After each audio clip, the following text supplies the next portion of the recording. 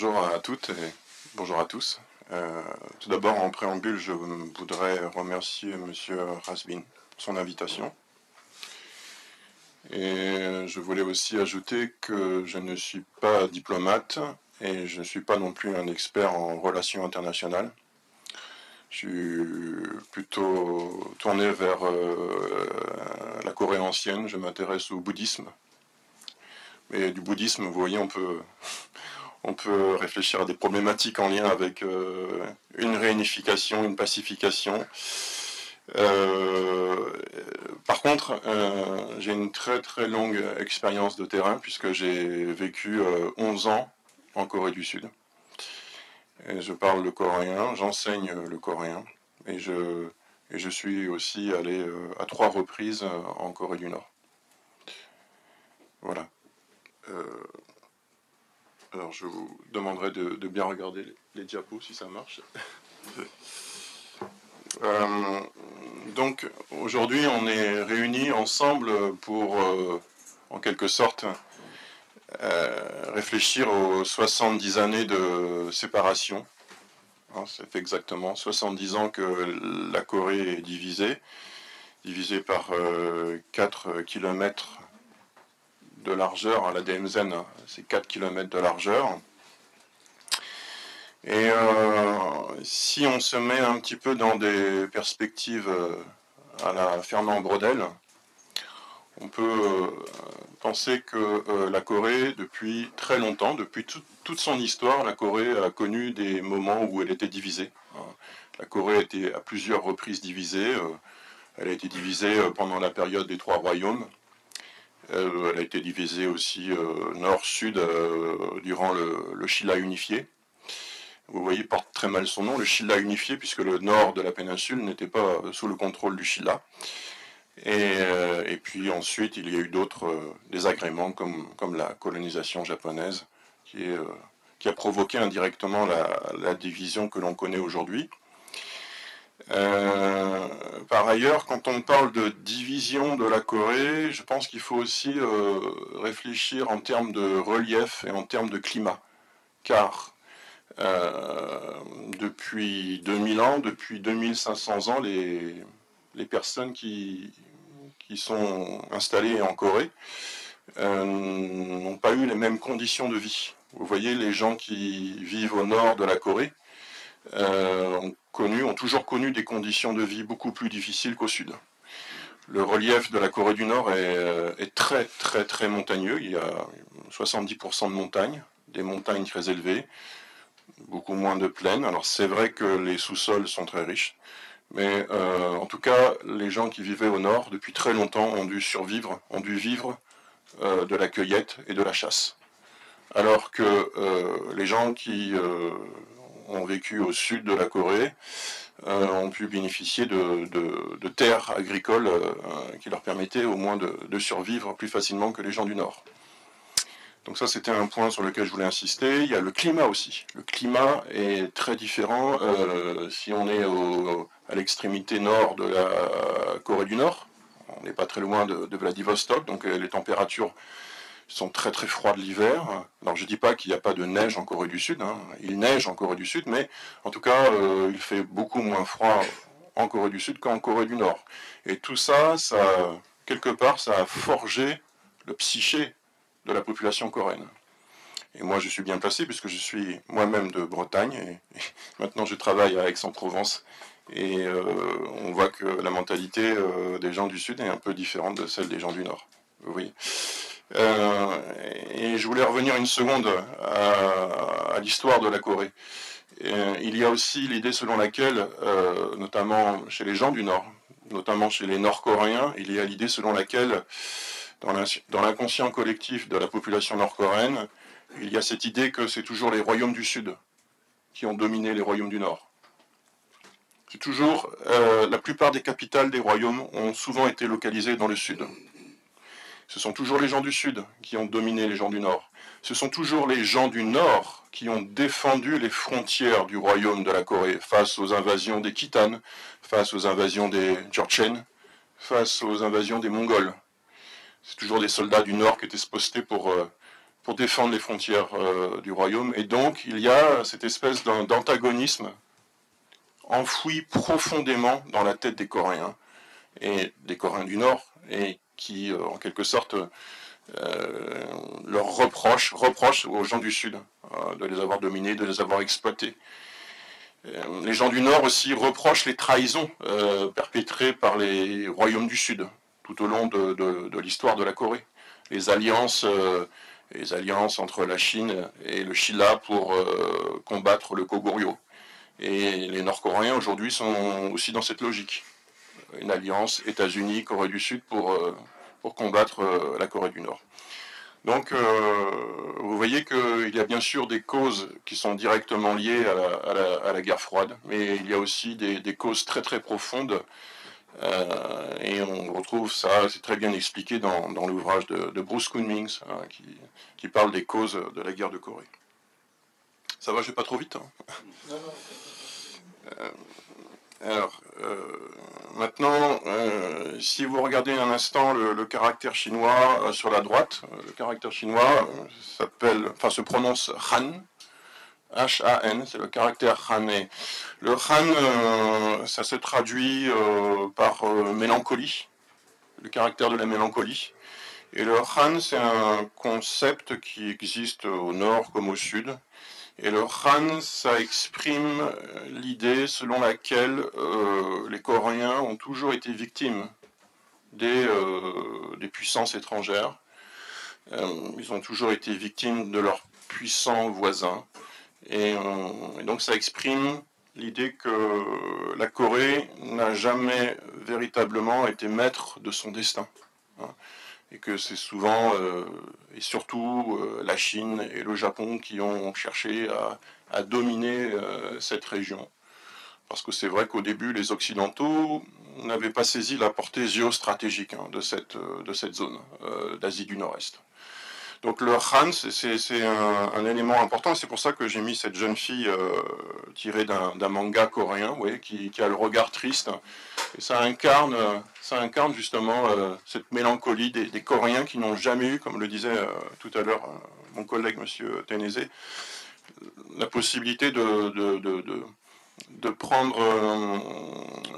prendre la direction de leur destin sans devoir négocier avec des puissances annexes. Maintenant, si on en vient à la situation actuelle, on peut se demander qui a intérêt à ce que la péninsule coréenne soit réunifiée. Qui ? Ici, vous voyez une carte de l'Asie du Nord-Est, et il y a un pays qui est absent, si j'ose dire, mais qui est bel et bien là, ce sont les États-Unis d'Amérique. Et les États-Unis d'Amérique, c'est un secret de polichinelle. Je vous répète, je ne suis pas un expert de la géopolitique mondiale, mais c'est mon avis, c'est subjectif.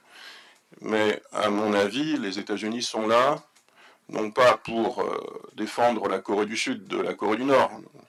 Je pense que les États-Unis instrumentalisent la division de la Corée pour en réalité justifier la présence de l'armée américaine à Séoul et avoir un œil très près sur Vladivostok et a fortiori avoir un œil sur la capitale chinoise. Donc les États-Unis en quelque sorte contribuent à maintenir cette situation insoluble. Bien sûr, il y a d'autres acteurs dans la région, tels que le Japon. Le Japon, on pourrait se demander tout simplement, est-ce qu'il a intérêt à ce que les deux Corées soient réunifiées? Et la réponse, naturellement, serait de dire oui, parce que, comme vous le savez, le Japon n'a pas de relations diplomatiques avec la Corée du Nord. La Corée du Nord s'amuse à faire des essais nucléaires, en tout cas, elle s'amuse à jouer avec l'atome, et nous savons tous que le Japon est un pays traumatisé à plusieurs reprises, traumatisé par des catastrophes nucléaires ou bien par deux bombardements nucléaires. Donc, a priori, on aura envie de dire, oui, le Japon est favorable à une réunification. En même temps, non, le Japon n'est pas forcément favorable à une réunification, car, comme l'a dit mon collègue, s'il y avait une réunification, la péninsule coréenne deviendrait une puissance économique qui viendrait menacer en quelque sorte le Japon lui-même et l'économie japonaise lui-même. Alors certes, le Japon serait débarrassé d'un régime qui lui est hostile, mais d'un autre côté, une Corée divisée, c'est une Corée affaiblie. Et donc, bon, ça aussi, il faudrait approfondir ces questions. Du côté de la Chine, là aussi, ma conviction, elle est la suivante, c'est que la Chine n'est pas spécialement pressée que la Corée soit réunifiée. La Chine, elle a une approche pragmatique du problème coréen. La Corée du Sud est un des principaux partenaires économiques et politiques de Pékin. Et par ailleurs, elle a aussi de bonnes relations avec la Corée du Nord. Un scénario où une Corée serait réunifiée, ça voudrait dire une Corée pro-américaine, et donc la Chine n'a pas très envie d'avoir des soldats américains aux portes de ses frontières. Donc, je pense que la priorité des Chinois, c'est le statu quo, le maintien de la situation telle qu'elle est, et puis après tout, c'est le problème des Coréens, on verra ça plus tard, puisque les Chinois, ce qu'ils veulent, c'est récupérer l'île de Taïwan.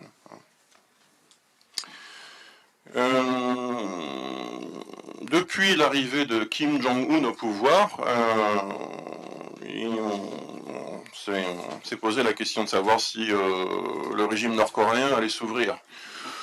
Il y avait de bonnes raisons de le croire, puisque Kim Jong-un est né, enfin, pardon, il n'est pas né en Suisse, mais il a grandi en Suisse. Donc, il a évolué dans un environnement un peu plus occidentalisé. Hein. Ni son père, ni son grand-père n'avaient vécu en Europe comme ça. Et donc, les experts se disaient que peut-être d'avoir vécu comme ça un certain nombre d'années en Suisse allait permettre de favoriser un rapprochement avec l'Ouest. Pareil, c'était une petite nouveauté, sa femme apparaissait à la télévision, habillée avec des vêtements de marque occidentale, comme si finalement elle imitait le mode de tenue vestimentaire des Sud-Coréennes. Donc on sentait une sorte de rapprochement vers l'Occident et vers la Corée du Sud. La tenue vestimentaire, ça peut paraître anecdotique, mais c'est ce qui a évolué récemment, ces dernières années, en Corée du Nord, à Pyongyang. Maintenant, les Nord-Coréennes sont beaucoup plus coquettes. Elles se maquillent, elles se mettent du vernis à ongles, vous voyez, elles portent des jupes plus courtes. Donc, il y a une volonté de se tourner vers l'Occident. Le taxi que vous voyez ici, c'était quelque chose qui n'existait pas avant. Maintenant, il y a des taxis, enfin, quand je dis maintenant, ça fait depuis plus d'une dizaine d'années, maintenant, il y a des taxis à Pyongyang. La nomenclatura possède des téléphones portables. Les marchés maintenant sont assez libres. Hein, les paysans peuvent garder l'argent qu'ils arrivent à dégager pour eux, donc ça leur fait un peu plus de pouvoir d'achat.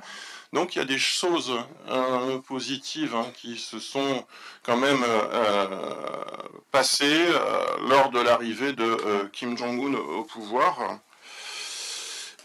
Par ailleurs, lorsque la gauche en Corée du Sud en 2017 arrive suite au départ et suite au scandale lié à l'affaire de l'ancienne présidente sud-coréenne, Madame Park, que vous voyez à droite, hein, qui a été arrêtée, eh bien c'est vrai que là aussi on avait des raisons de croire un espoir à une réunification possible. Ces images ont fait le tour du monde, la rencontre entre Moon et Kim Jong-un. C'était déjà le troisième sommet intercoréen. Vous voyez à droite la photo du premier sommet, le deuxième sommet, et puis donc ce troisième sommet. Puis ces images complètement incroyables entre Donald Trump et Kim Jong-un à Singapour. Donc qui laissait aussi croire des développements plutôt favorables. Et puis, bon, on saura plus tard que ça ne va pas marcher. Il faut toujours aussi avoir à l'esprit que lors de ces rencontres, ou avant les rencontres avec Donald Trump, Kim Jong-un s'est empressé d'aller à Pékin à plusieurs reprises. Hein, donc Xi Jinping aussi, il sert d'alliés et aussi de grands frères hein, dans toute la tradition millénaire hein, qu'entretient la Chine et la Corée. Hein, c'est-à-dire qu'il lui explique, hein, ils ont quand même 30 ou 40 ans de différence, hein, il lui explique aussi comment discuter et comment travailler avec les Américains. Hein. Du côté de la France, on reste toujours dans des positions hostiles au régime de la Corée du Nord. Vous voyez ici Benoît Quénedet, c'est un haut fonctionnaire français qui avait des proximités avec la délégation nord-coréenne. Et au moment où le dialogue nord-sud semblait aller dans le bon sens, Paris a constamment et continue toujours cette ligne très dure à l'égard de Pyongyang, à savoir le refus d'établir des relations diplomatiques avec la Corée du Nord. Donc je crois que la France, et là le câble... Ouais, pardon. La France aujourd'hui hein, est un des rares pays de l'Union européenne à ne toujours pas avoir de relations diplomatiques avec la Corée du Nord. Donc j'en reviens au rapprochement entre États-Unis et Corée du Nord. Donc c'est des images complètement surréalistes. Première fois qu'on voit un président américain mettre le pied sur le sol nord-coréen. Donc tout ceci laissait penser qu'il y aurait peut-être eu une possibilité de voir quelque chose sortir de toutes ces négociations, de tous ces sommets. Et finalement, le Covid-19 va en partie venir bousculer le rapprochement intercoréen. La campagne américaine va aussi devenir une priorité pour Donald Trump, et donc il va progressivement délaisser les affaires internationales pour se concentrer sur l'élection américaine qui va perdre. Et puis le coup de grâce va venir en 2020 lorsque la Corée du Nord va faire détruire le bâtiment que vous voyez à droite.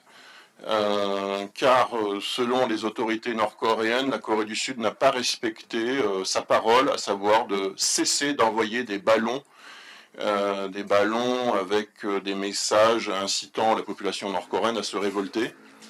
Et donc ça a provoqué la colère de la Corée du Nord qui a fait détruire ce bâtiment. En réalité, je pense que la Corée du Nord a vu aussi que ces sommets à répétition ne donnaient rien, puisque Donald Trump, certes, a accepté de rencontrer Kim Jong-un, mais les États-Unis et la communauté internationale refusent d'abandonner les sanctions à l'égard de la Corée du Nord. Et c'est ce que voulait Kim Jong-un, que les sanctions internationales cessent. Je ne sais pas combien de temps il me reste, je ne veux pas déborder. 2 minutes. Donc aujourd'hui, vous avez le retour de la droite en Corée du Sud. Vous avez le président Yoon ici, que vous voyez, d'ailleurs qui a fait une visite d'État il y a 48 heures à Paris. Il a rencontré le président Macron. Et donc, traditionnellement, la droite conservatrice en Corée du Sud, elle est hostile au dialogue intercoréen, et je ne pense pas que ce soit le président Yoon qui va arranger la situation. Donc, la conclusion, puisque il me reste 2 minutes, juste pour vous faire un topo de ce que c'est que la Corée du Sud et la Corée du Nord. Donc la Corée du Sud, c'est une société capitaliste, mais capitaliste au sens le plus péjoratif du terme. Parce que la Corée du Sud aujourd'hui, c'est une démocratie, mais la Corée du Sud aujourd'hui, c'est 70 heures de travail par semaine. 70 heures de travail par semaine. Donc c'est des gens qui vivent pour travailler. Un autre chiffre qui fait froid dans le dos, c'est toutes les 1h30 un suicide en Corée du Sud. Toutes les 1h30. Toutes les 1h30, un Coréen du Sud se suicide. Il n'y a le taux de natalité est un des plus bas au monde. Un des plus bas au monde. Ils font plus d'enfants. Et donc là, vous voyez, ils sont obligés de mettre des statues sur les ponts pour empêcher que les Coréens ne sautent. Le suicide touche tout le monde. Ça touche les stars, ça touche les acteurs, ça touche des hommes politiques, ça touche des paysans, ça touche des adolescents. Tout le monde est concerné, riche, pauvre, toute la population de Corée du Sud est concernée par le suicide. Donc c'est une société qui est névrosée par les inégalités et par le stress lié au travail. Tout à l'heure, M. Schmitz le disait, les Coréens du Sud travaillent et parfois ils sommeillent sur leur lieu de travail. Et c'est sans arrêt. Ils ne laissent pas respirer, ils n'ont pas le temps de partir prendre l'air ou partir en vacances.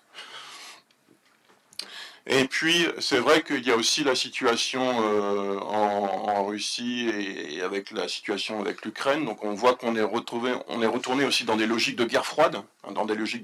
Donc, Kim Jong-un soutient militairement la Russie. La Corée du Sud vend des armes à la Pologne. Donc, tout ça, évidemment, ça fait que on s'éloigne. Vous voyez, on s'éloigne d'un processus de réunification. Et enfin, les deux Corées aujourd'hui, c'est ce que je vous ai dit tout à l'heure, la situation n'a pas évolué depuis 1953, il n'y a toujours pas d'armistice, enfin il n'y a toujours pas de traité de paix signé entre les deux. L'armée américaine est toujours présente sur le sol de la Corée du Sud. Et puis la Corée du Nord, même si on a tendance toujours à la présenter de manière... de la diaboliser, on la diabolise tout le temps dans les médias occidentaux. Donc même s'il y a des progrès qui ont été faits après l'arrivée de Kim Jong-un, ça reste malgré tout un régime extrêmement autoritaire où la population est contrôlée. C'est le seul pays au monde où il n'y a pas Internet. Corée du Sud, c'est la connexion Internet la plus forte du monde. Ouais. C'est quand même un pays où, pour sortir d'une ville et d'aller dans un autre endroit, il faut demander une autorisation, c'est-à-dire on l'a tous connu, on est dans des logiques de confinement en permanence. Il y a un quadrillage de la population. Et en fait, tous ces éléments pris en cause font que je suis très, très sceptique et très pessimiste sur la possibilité d'une réunification. 70 ans, c'est rien, hein. Aux yeux d'un Fernand Braudel, 70 ans de division, c'est rien. Donc il faut plutôt penser en 100 ans, 200 ans. Mais une réunification de notre vivant à nous, je ne crois pas. Voilà, je sais que c'est une conclusion un peu triste, mais étant donné la situation, étant donné le climat de guerre froide qui est revenu aujourd'hui, ça me semble pas envisageable. Voilà, merci pour votre attention.